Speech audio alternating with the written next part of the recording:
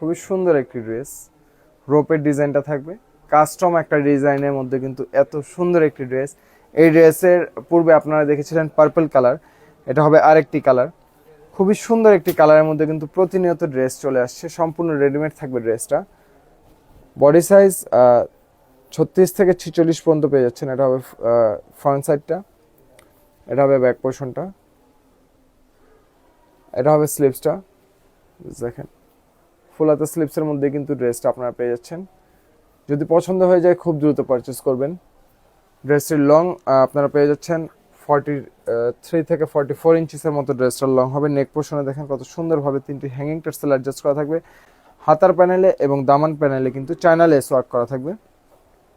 সিম্পলের মধ্যে যারা রেগুলার ইউজের জন্য একটি ড্রেস নিতে চান তারা কিন্তু এই ক্যাটাগরির ড্রেসগুলো পারচেস করতে পারেন।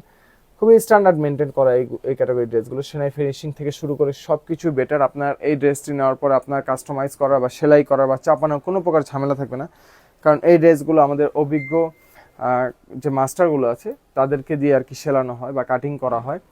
তো তারা শেপ মেজারমেন্টটা খুবই সুন্দর রাখে, যেন আপনাদের আর কোনো কিছু না করা লাগে। এই ড্রেসগুলো আপনারা যখন পারচেস করবেন তখন কিন্তু বডি সাইজটা অবশ্যই মেনশন করে দিবেন, কারণ কটন ফেব্রিক্সের ড্রেস তো, যেমন 38 যদি বডি হয় তাহলে আপনার 40 সাইজটা নেবেন, কারণ এগুলো ওয়াশ করার পর একটু হলেও সিঙ্ক করে। হ্যাঁ, তাই 1-2 ইঞ্চি একটু বেশি নেবেন, কোনো প্রবলেম হবে না।